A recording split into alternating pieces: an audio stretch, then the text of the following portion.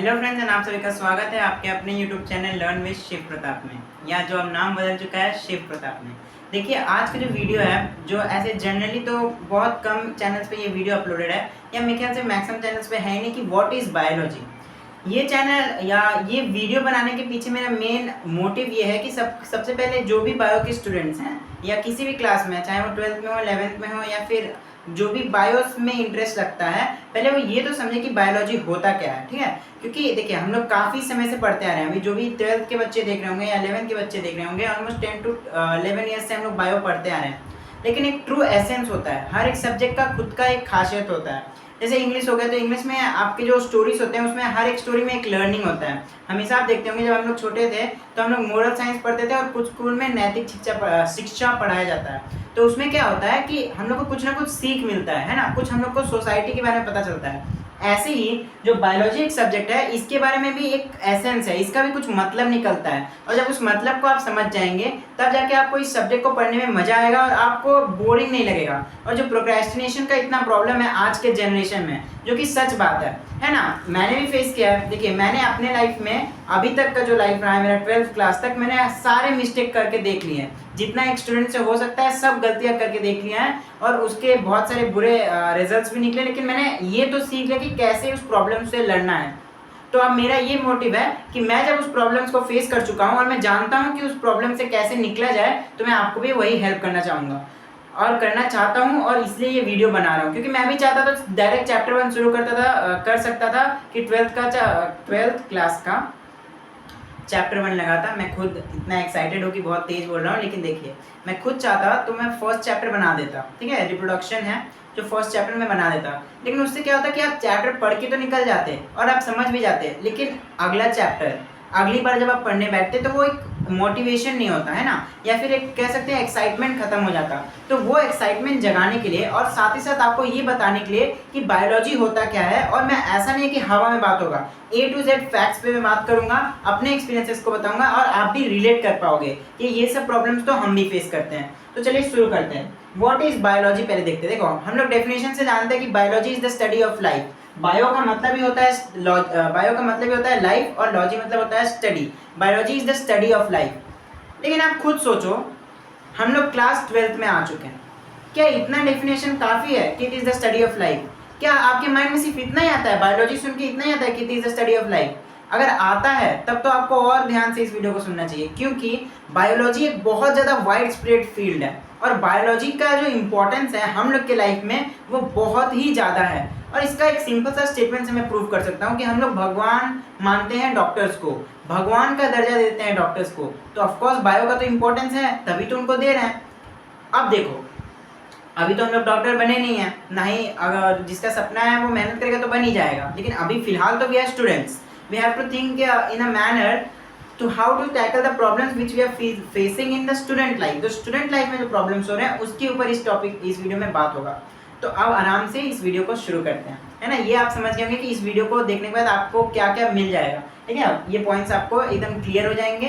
और ये जो चैनल मैंने बनाया पर्सनली, मैंने पढ़ाने से ज़्यादा आपको सपोर्ट करने के लिए चैनल बनाया है। मैं हर चैप्टर्स पढ़ाऊंगा, जहाँ पे आपको प्रॉब्लम आएगा मैं आपको सपोर्ट करूंगा। आपको कोई भी प्रॉब्लम हो ना, पढ़ाई नहीं हो रही है, डिस्ट्रैक्शन हो रहा है, इंस्टा चलाने का मन करता है, व्हाट्सएप पे बात करने का मन करता है, या किसी टाइप का प्रॉब्लम हो ना, आप बस कमेंट्स में लिख के देखिए। बस 1-2 हफ्ते में उसके ऊपर एकदम डिटेल्ड वीडियो में बना के आपको दे दूंगा। क्योंकि पढ़ाई के साथ साथ ये सब साइमल्टेनियसली चलना बहुत ज़रूरी होता है। क्योंकि मान लो एक बच्चा पढ़ने में बहुत तेज है, जिसका नाम है राहुल, और एक बच्चा पढ़ने में तो ठीक ठाक है, लेकिन कह सकते हैं उसका सोशल लाइफ बहुत अच्छा है, जिसका नाम है लेट्स से अंकित। ठीक है, तो राहुल क्या है, पढ़ने में तो बहुत अच्छा है, लेकिन वो डिस्ट्रैक्टेड रहता है। जब पढ़ता है तो इतना अच्छा पढ़ देता है कि उसको सब याद ही हो जाता है, लेकिन इंस्टा चलाते रहता है पूरे दिन। तो इससे क्या होगा ना कि उसका मैक्सिमम टाइम इंस्टा पे चला जाएगा, और कुछ अमाउंट में टाइम जो ज़्यादा वो पढ़ सकता था वो इंस्टा पे ही वेस्ट हो जाएगा। लेकिन जो हम लोग का अंकित है, उसका सोशल लाइफ अच्छा है। इसका मतलब क्या होता है कि उसके जितने भी रिलेशंस हैं, चाहे उसके फ्रेंड्स के साथ, क्लोज फ्रेंड्स के साथ, फैमिली के साथ रिलेशन अगर अच्छा है तो उसको टेंशन नहीं रहेगा। और जब आदमी के ऊपर स्ट्रेस नहीं होता है ना, या स्ट्रेस मैनेजमेंट अच्छा होता है, तो वो आदमी हमेशा अपने लाइफ में एक्सेल करता है। इसका देखिए, इसका एग्जाम्पल मैं खुद आपके सामने खड़ा हूँ। 11th में मेरा जो स्ट्रेस मैनेजमेंट था वो एकदम ही फुद्दू था, इतना फुद्दू कि मैं पढ़ने में, मुझे भी पता है कि मेरे अंदर बहुत पोटेंशियल है, और आप जो ये वीडियो देख रहे हैं ना, आपके अंदर भी बहुत पोटेंशियल है, ठीक है ना। कुछ मार्क्स मैटर नहीं करते भाई, सबसे ज़्यादा इंपॉर्टेंट मैटर करता है कि आप एक बार अपने फोकस डिसिप्लिन को गेन कर लो, और वो गेन करने में मैं आपकी मदद करूंगा। तो देखो, जब मैं कहा था कि 11th में मैंने टाइम मैनेजमेंट और स्ट्रेस मैनेजमेंट बहुत खराब किया, इसकी वजह से जो मेरा फुल पोटेंशियल था उस पोटेंशियल में मैं पढ़ ही नहीं पाया, ना उस अमाउंट में अपने मार्क्स को ऑब्टेन किया। Although I got the 3rd rank, but I am not satisfied, क्योंकि मुझे पता है कि मैं बहुत अच्छा कर सकता हूँ। क्यों मैं डिस्ट्रैक्ट हुआ? क्योंकि मेरा टाइम मैनेजमेंट ही नहीं था, मैं टाइम ही नहीं देता था खुद को या पढ़ाई को। अब देखो एक बहुत इंपॉर्टेंट बात जो आज के जनरेशन के लिए मैं बोलना चाहूँगा, हम लोग दूसरों के हिसाब से चल रहे हैं। क्या आपने कभी 1 मिनट भी रुक के सोचा है कि क्या आप जो मन करता है वो करते हो, या जो खुद के लिए सही है वो करते हो? आप मैक्सिमम टाइम अपने मन के हिसाब से चल रहे हो। जब मन कर रहा है आप खोल के इंस्टा देख रहे हो, जब मन कर रहा है गाना सुन रहे हो, जब मन कर रहा है सो जा रहे हो। भाई ऐसे लाइफ नहीं चलती है, और अगर ऐसे ही लाइफ चलाना है तो भाई कुछ आप आगे ही नहीं बढ़ पाओगे, उसी सर्कल में फंसे रहोगे। इट इज़ जस्ट लाइक अ डेब्ट ट्रैप। जैसे कर्जा होता है ना, कि पैसा ले लिया और एक पैसा को चुकाने के लिए फिर पैसा ले लिया, ये सर्कल घूमते चला जाएगा। अगर इसको ठीक करना है तो you have to learn time management. आपको टाइम को सही जगह पे देना पड़ेगा, ठीक है ना। 11th में मैंने जो गलती की है, जो पास्ट में मैंने गलती की है, वो सारे गलतियों को मैं सुधारते चला गया, और आज मैं इतना कैपेबल हूँ कि मैं 12th में रह के 12th को पढ़ा सकता हूँ। तो क्या अब सिर्फ मैं ये कर सकता हूँ? नहीं, आप भी कर सकते हो। आप कैसे करोगे? जब आप मेरी बातों को मानोगे, और ऐसे नहीं सोचे कि भाई ये तो मेरे ही क्लास का है, या फिर मेरे ही एज का है, या बस 1-2 साल का गैप है। भैया इंपॉर्टेंट ये है कि मैं आपको वो कंटेंट देने की कोशिश कर रहा हूँ जो और चैनल्स में नहीं अवेलेबल है। बहुत सारे ऐसे चैनल्स जो आपको बता देंगे 1 दिन में कैसे पढ़ के आपको पास होना है, ये भी बता देंगे कि 1 महीना में पढ़ के कैसे टॉप करना है। लेकिन मैं क्यों बताऊं आपको? वो मेरे को नहीं बताना। मैं चाहता हूं कि आप पूरे साल थोड़ा थोड़ा पढ़ो, पूरा साल एंजॉय करो, मेमोरीज बनाओ, अच्छे से जिंदगी जियो। जिंदगी जीना is an art. Problems are a part of life. Problems तो आएंगे, प्रॉब्लम्स को कोई रोक ही नहीं सकता। अगर प्रॉब्लम्स नहीं होंगे लाइफ में तब तो हम लोग मुर्दा हो जाएंगे ना, हम लोग तो मर जाएंगे। प्रॉब्लम्स को लड़ना सिखाऊंगा मैं। आई होप आपको क्लियर व्यू मिल गया कि कैसे प्रॉब्लम्स को टैकल करना है। तो पहले चीज पे देखते हैं कंपोनेंट्स ऑफ बायोलॉजी। तो देखो बायोलॉजी, देखो मैंने ये तो बता दिया biology is the study of life, जो सबको पता है। लेकिन अब जब हम लोग देखते हैं कंपोनेंट्स ऑफ बायोलॉजी, जब हम लोग बायोलॉजी पढ़ते हैं तो हम लोग को कुछ कंपोनेंट्स हमेशा ध्यान में रखना पड़ता है। पहला कंपोनेंट्स होता है जितने भी इंपॉर्टेंट वर्ड्स हैं। देखो टर्मिनोलॉजीज बहुत सारी होती हैं बायोलॉजी में, हर एक चीज़ को एक नाम दे दिया जाता है। तो पहला इंपॉर्टेंट होता है, कभी भी आप कोई चैप्टर पढ़ें तो पेंसिल से उस टर्म्स को आप अंडरलाइन करते जाओ, क्योंकि उसका नाम, उसका कोई मतलब नहीं होगा, लेकिन उसका मतलब हम लोग के इंग्लिश में नहीं होगा, लेकिन क्या होगा कि उसका इंपॉर्टेंस होता है हर एक चैप्टर में। एग्जाम्पल दे देता हूँ मैं, अमीबा का जो मूवमेंट होता है उसको सीडोपोडिया कहते हैं, है ना। सीडोपोडिया थोड़ी कोई इंग्लिश का वर्ड है, लेकिन इसका मतलब निकल रहा है कि जो मोशन ऑफ अमीबा होता है। इसलिए जितने भी पहला इसका कंपोनेंट है, इंपॉर्टेंट वर्ड्स को हमेशा हाईलाइट करो। दूसरा, NCERT reading is very important. NCERT आप बस पढ़ो, बार बार पढ़ो, आपको कम से कम ये तो पता चल जाएगा ना। देखो सच बात यह है कि एनसीईआरटी को बहुत सारे बड़े बड़े प्रोफेसर्स ने लिखा है, तो वो लोग ये सोच के लिखते हैं कि बहुत प्रोफेशनल लोग ही इसको पढ़ेंगे, लेकिन वी आर स्टूडेंट्स, हम लोग का लेवल बहुत नीचे है। आपको क्या करना है, आपको रीड करना है। आप बार बार रीड करोगे ना तो कुछ चीज़ें तो ऐसे ही याद हो जाएंगी। बार बार किसी चीज़ को करो तो वो अपने आप याद हो जाता है, तो इसीलिए कुछ चीज़ें तो आपको याद हो जाएंगी, पहला चीज़। दूसरा क्या होगा कि जब आप बार बार रीड करोगे ना तो आपको ये समझ में आ जाएगा कि बायोलॉजी बात कैसे करता है ना। बायोलॉजी की जो एनसीईआरटी के टेक्स्ट बुक है, ये बात कैसे करता है, इसका तरीका क्या है। क्योंकि देखो हर एक बुक का फ्लो होता है कि बहुत ऊपर जा रहा है, नीचे जा रहा है, या इसका कंसिस्टेंट रह रहा है, या फिर धीरे धीरे ऊपर लेवल को बढ़ा रहा है। एनसीईआरटी जहाँ तक मैंने जितना बार पढ़ा है, लगभग 6-7 बार एक एक बुक को पढ़ा है, ठीक है, तो मेरे पास है अच्छा खासा एक्सपीरियंस। तो उसमें क्या है कि आपको पता चल जाएगा कि कैसे धीरे धीरे लेवल बढ़ता है और कैसे एक छोटे छोटे लाइन का इंपॉर्टेंस होता है, ठीक है। तो पहला हो गया इंपॉर्टेंट वर्ड्स, दूसरा हो गया एनसीईआरटी रीडिंग, थर्ड हो गया एनसीईआरटी में इमेज या डायग्राम जिसको कहते हैं। देखो आजकल का जो एग्जाम पैटर्न है ना, मैं आपको वही चीज़ बताऊंगा जो फैक्ट्स है। अभी जो क्या है, क्वेश्चन का पैटर्न बदल चुका है ना। पहले सिर्फ आप क्वेश्चन आंसर लिख के आ जाओ, you would get full marks, ठीक है, बहुत अच्छा मार्क्स आप स्कोर कर सकते हो। लेकिन अभी क्या है कि बहुत सारा असर्शन रीजन आता है, इमेजेस से फोटो पूछा जाता है, तो वो चीज़ टैकल करने के लिए आप दिन में बस एक डायग्राम प्रैक्टिस करो। भैया 365 दिन होता है, अगर रोज एक डायग्राम भी प्रैक्टिस करोगे ना तो पूरे साल में 365 डायग्राम्स आप तैयार कर सकते हो, जो कि बहुत बड़ा होता है। अब क्या आप बोलोगे कि भैया इतना तो डायग्राम ही नहीं है बुक में। अरे तो एक ही डायग्राम को बार बार कर लो ना। मान लो 5 डायग्राम किया एक हफ्ते में, अगले हफ्ते फिर उसी को कर लो। समझ में आया? कंपोनेंट्स ऑफ बायोलॉजी खत्म। देखो अब देखो आपको ना क्लियर हो रहा होगा कि भैया ये बायोलॉजी पढ़ा कैसे जाता है। क्योंकि जब आप देखो, सच बात ये है ना कि जब आप किसी चीज़ को जानने लगते हो ना तो आपको मज़ा आता है करने में। उसका एग्जाम्पल है क्रिकेट। जब मैं 5-6 में था तो मैं क्रिकेट में बहुत बेकार था, लाइक इतना बेकार कि मैं मैक्सिमम 5-6 रन मारता था फिर आउट हो जाता था। बॉलिंग में बहुत छक्का खाता था। लेकिन मैंने एक चीज़ हमेशा दिल में रखा था कि मुझे ये पता है कि मैं अच्छा कर सकता हूँ। 5 क्लास की बात है, मेरे को पता था मैं अच्छा कर सकता हूँ। मैंने क्या किया, मैं प्रैक्टिस करने लगा। मैं बार बार नोटिस करने लगा कि भाई मैं गलती कहाँ कर रहा हूँ, मैं कहाँ ऐसा चूक जा रहा हूँ कि कोई एक बच्चा 50 मार रहा है, मैं 5 ही पे आउट हो जा रहा हूँ। कोई तो रीज़न होगा ना, अपने आप थोड़ी कुछ होता है इस दुनिया में। Everything has a reason behind it. तो मैंने एक चीज़ नोटिस किया कि मैं बैट तक ठीक से नहीं पकड़ पाता था। तो मैंने क्या किया, जब मैं 7 में आया, 6 से बाहर मतलब पास होके, तो मैंने क्या किया, अपने बैट का पोजीशन ठीक किया, बॉल को मारना सीखा, अपने अंदर का डर भगाया। सबसे बड़ा चीज़ होता है ना भैया, fear. Fear is the most dangerous thing our generation is facing. सबसे ज़्यादा लोगों को डर लग रहा है हम लोग के जनरेशन में, जो कि सच बात है भाई, डर लग रहा है लोगों को। मैंने देखा है अपने क्लास में लोगों को नोटिस किया है, अपने सराउंडिंग में लोगों को नोटिस किया है, नेबरहुड में किया है कि लोगों को डर लग रहा है। लेकिन डर भगाओगे तभी तो सीखोगे। मेरे को हमेशा डर लगता है ना, मेरे को हमेशा डर लगता है कि मैं पहले बॉल पे जाऊंगा, अगर मैं आउट हो जाऊंगा तो पूरे टीम के सामने बेइज्जती होगी। लेकिन डर हटाऊंगा तभी तो एग्रेसिवली खेल पाऊंगा ना। मैंने क्या किया, अपने बैटिंग पोजीशन को ठीक किया, बॉल को मारा, अपने अंदर का डर ही भगा दिया। भैया पहले बॉल पे आउट हो जाएंगे तो हो जाएंगे, लोग होते हैं आउट। भाई विराट कोहली जब आउट हो सकता है फर्स्ट बॉल पे, तो हम लोग तो गली क्रिकेट खेल रहे हैं। डर भगाइए, आप भी कर सकते हो। मुझे आप पे भरोसा है, छोड़ो दुनिया को, मुझे आप पे भरोसा है। और जब आप पढ़ोगे ना, जब आप पढ़ोगे, एक दिन पढ़ोगे, थोड़ा सा कॉन्फिडेंस आएगा। भैया 1 महीना पढ़ोगे ना, आपको खुद पे इतना कॉन्फिडेंस आ जाएगा कि you can do anything. And सच्चाई ये है कि you can do anything and everything. Resources for biology. देखो बायोलॉजी जो सब्जेक्ट है ये बहुत ज़्यादा आप कह सकते हैं वास्ट तो है ही, लेकिन रिसोर्सेज फिक्स्ड है। आप पूरी तरीके से एनसीईआरटी पे स्टिक करो और क्वेश्चन प्रैक्टिस करो, you will do great in boards. ठीक है, अगर आप बोर्ड्स के लिए फोकस्ड है तो you will do great in boards if you are focused only on NCERT. अगर आपको कुछ और करना है, फॉर एग्जांपल नीट के लिए करना है, तो आप क्वेश्चन प्रैक्टिस करो, एनसीईआरटी फिंगरप्रिंट्स ले लो। उसमें क्या होगा कि आप क्वेश्चंस भी प्रैक्टिस कर पाओगे, क्योंकि वहाँ पे एमसीक्यू पूछता है। समझ में आया? चलिए नेक्स्ट आप देखते हैं माइंडसेट। अच्छा, माइंडसेट पे एक बहुत मस्त बात बताता हूँ।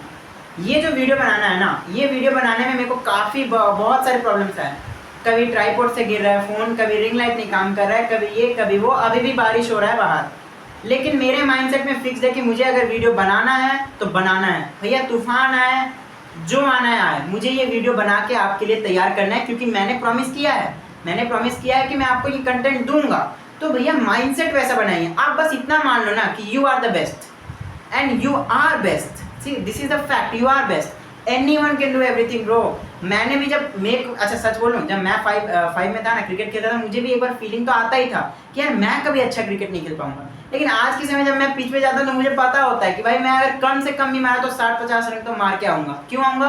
क्योंकि ओवर टाइम, भाई मुझे भी 5 to 6 ईयर्स लग गए। तो टाइम तो दोगे, जिस चीज़ को आप टाइम दोगे ना वो आपका हो जाएगा। इसका बहुत सारे एग्जाम्पल्स हैं। आप किसी फ्रेंड को हमेशा टाइम दो, वो जो बोल रहा है उसका बात मानो, उससे खूब प्यार से बात करो, वो आपका सबसे अच्छा, सबसे गहरा दोस्ती बन जाएगा। आप बायोलॉजी को अपना टाइम दो, बायोलॉजी से आपको इतना गहरा प्यार हो जाएगा कि मजा आएगा पढ़ने में। ठीक है ना, समझ में आ रहा है? This is it's all about the mindset. जब मैं भी सुबह 4 बजे उठता हूँ तो मेरे माइंड में भी रहता है कि मैं भी 1 घंटा सो लूँ। लेकिन मैं इसलिए नहीं सोता कि भैया 1 घंटा सोऊंगा, पूरी दुनिया सो रही है ना, half of the world is sleeping. तो अगर मुझे आधी दुनिया से आगे निकलना है ना, तो मैं बस एक छोटा सा स्टेप लूंगा कि मैं 4 बजे उठ जाऊंगा। नहीं पढ़ूंगा कोई बात नहीं भाई, मेडिटेशन कर लूंगा, है ना। कोई सो रहा है, मैं मेडिटेशन कर रहा हूँ, फिर भी मैं कुछ तो आगे बढ़ रहा हूँ ना। तो it's all about the mindset my friends, it's all about the mindset. और मैं आपका माइंडसेट इस चैनल के माध्यम से एकदम तगड़ा बना दूंगा। जो प्रॉब्लम्स आएगा ना, बस आप कमेंट में लिखेगा, मैं उसको सॉल्व करूंगा। तो it's all about the mindset. जब आप किसी चीज़ को करने जाओ ना, तो जितना अच्छा तैयारी रहेगा उतना अच्छा रिजल्ट आता है। सिंपल से एग्जांपल मैं देता हूँ। जब आप वॉर पे लड़ने जाते हो, मान लो आपका लड़ाई हो गया, कोई आपका दुश्मन है, आपका लड़ाई हो गया, और आपके पास 1 महीना टाइम है, तब वो आपसे लड़ने आएगा। आपको पहला बात पता है कि आपके पास 1 महीना टाइम है। 1 महीना क्या करोगे? बैठे रहोगे तो लड़ाई हार जाओगे, सीधी बात है। क्या करोगे? अपने शरीर पे काम करोगे, अपने दोस्तों को बनाओगे, अपना कनेक्शन स्ट्रॉन्ग करोगे। तो थोड़ा कुछ करो, तो आप करो, आप एक कदम बढ़ाओ, मैं आपके लिए 10 कदम बढ़ाने के लिए तैयार हूँ। तो it's all about the mindset my friends, you should work on your mindset. आप 24 घंटा है, गर्मी का छुट्टी चल रहा है, ठीक है, जब ये वीडियो अपलोड हो रहा है तो खैर कभी भी आप देख सकते हो, लेकिन जब ये वीडियो अपलोड हो रहा है तो ये गर्मी का छुट्टी चल रहा है। 24 घंटा बोल रहा हूँ क्या मैं पढ़ने के लिए? मैं बोल रहा हूँ क्या ऐसा माइंडसेट बना दो कि आप 24 घंटा पढ़ो। देखो 24 घंटा पढ़ना भी इम्पॉसिबल है, हम लोग बायोलॉजी के स्टूडेंट हैं। 24 घंटा कोई बंदा अगर पढ़ भी देगा ना तो वो ऐसे ही पागल हो जाएगा। आप सिर्फ 1 घंटा पढ़ो। 24 घंटे में 1 घंटा नहीं निकाल सकते हो पढ़ाई के लिए, निकाल सकते हो भाई। आप एक दिन 1 घंटा निकालोगे ना, अगले दिन खुद फील होगा कि भाई थोड़ा और पढ़ लेते, थोड़ा और पढ़ लेते। तो it's all about the mindset my friends, and we are working on it, ठीक है। अभी तो बस शुरुआत है, अभी तो इस चैनल पे ऐसे ऐसे वीडियोस आएंगे कि आप सोचोगे भैया इसका ये प्रॉब्लम कैसे होता है, क्योंकि मैंने भी वो प्रॉब्लम्स फेस किया है, ठीक है। तो आप माइंडसेट पे काम करिए, एवरीथिंग इज ईजी, कुछ हार्ड नहीं होता है, कुछ हार्ड नहीं होता है भाई। जब मैं क्रिकेट सीख सकता हूँ ना, तो आप बायोलॉजी पढ़ना सीख सकते हो, आप फिजिक्स सीख सकते हो। फिजिक्स हार्ड नहीं होता है, physics requires practice, practice practice practice, practice makes a man perfect. अब जब मैं जाता हूँ ना खेलने पिच पे, तो मेरे फ्रेंड्स भी लड़ते हैं कि नहीं ये मेरी टीम में होगा, नहीं ये मेरी टीम में होगा। क्यों हुआ? एक ऐसा टाइम था कि मैंने अपने दोस्तों के मुंह से सुना था कि भाई मैं इसको तो अपने टीम में नहीं लूँगा, कि ये आउट हो जाएगा, ये इतना रन पिटवा देगा कि हम लोग मैच वैसे ही हार देंगे। आज जब मैं जाता हूँ खेलने तो लोग बोलते हैं कि मुझे ये चाहिए टीम में, तो वो अच्छा भी फील होता है, आपको भी होगा, ठीक है। It only requires 2 things, practice and time. If you give your practice to biology, it will be yours, and you have to give time, very important, you need to give time to biology. Last, my support में मैं आपको पढ़ाऊंगा भी। Biology के lectures तो आने वाले, no doubt, bio के लेक्चर्स पूरे साल आएंगे और मैं एकदम टाइम से आपके सारा सिलेबस भी खत्म कर दूंगा। लेकिन मैं उतने पे रुकूंगा नहीं कि बस पढ़ा दिया छोड़ दिया, नहीं भाई, आप मेरे भाई हो, मुंह से बार बार भाई निकल रहा है। अगर बहन देख रही है तो बहन हो आप मेरी। मेरा मेन जो मोटिव है, जो मकसद कहते हैं, वो ये की है, आई वॉन्ट कि आप भी बेस्ट बनो। देखो लोग कहते हैं कि no one is perfect, okay no problem, कोई परफेक्ट नहीं होता भाई, परफेक्ट के क्लोज तो हो सकते हैं ना, we can be as close as perfect, हम लोग हमेशा बेटर हो सकते हैं। देखो जब मैंने वीडियोस बनाना शुरू किया था तो मैंने डंबल में अपना फ़ोन को फंसा के वीडियो बनाया था, आज मेरे पास ट्राइपॉड है। तो टाइम के साथ आप हमेशा बेटर हो सकते हो, जितना ज़्यादा टाइम गुजरेगा ना आप उतना अच्छा हो सकते हो। तो आई होप आप अच्छे से समझ सकते हो कि मैंने इस वीडियो में क्या बताया। जो समझदार बच्चा होगा ना, जो सच में इस वीडियो से कुछ सीखना चाहता होगा, वो सारे पॉइंट्स को नोट डाउन करेगा।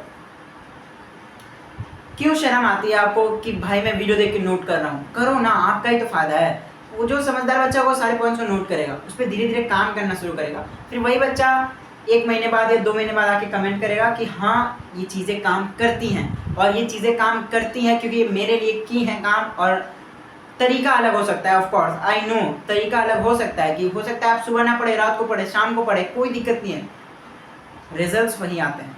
अगर आप कुछ नहीं करोगे तो कुछ हासिल नहीं होता, अगर आप कुछ करोगे, थोड़ा भी एफर्ट्स मारोगे ना, कुछ तो मिलेगा ना, बहुत मारोगे तो बहुत कुछ मिलेगा। तो आई होप आप अच्छे से समझ गए होंगे। This was the video. ये वीडियो बनाने के लिए मैं बहुत एक्साइटेड था, 11 दिन लग गए इस वीडियो को, बहुत बार मैं रिकॉर्ड करने की कोशिश किया, कुछ ना कुछ प्रॉब्लम होता था। आज भी बारिश था, मेरे को मन नहीं था बनाने का, लेकिन मैं सोचा कि यार क्यों टालूँ मैं, आपका भी टाइम मेरे लिए इंपॉर्टेंट है। तो I made this video. Problems आती हैं, problems are the part of life and fighting with them is the art of life. और हम लोग क्या है, आर्ट ही तो सीखना है, कला ही में तो मज़ा है। तो आई होप आप अच्छे से समझ गए होंगे, आपको मज़ा आया होगा। अगर आप अपने दोस्तों को केयर करते हैं तो आप उनको भी वीडियो शेयर कर सकते हैं। Thank you for watching my video. Take care, अपना ख्याल रखिए।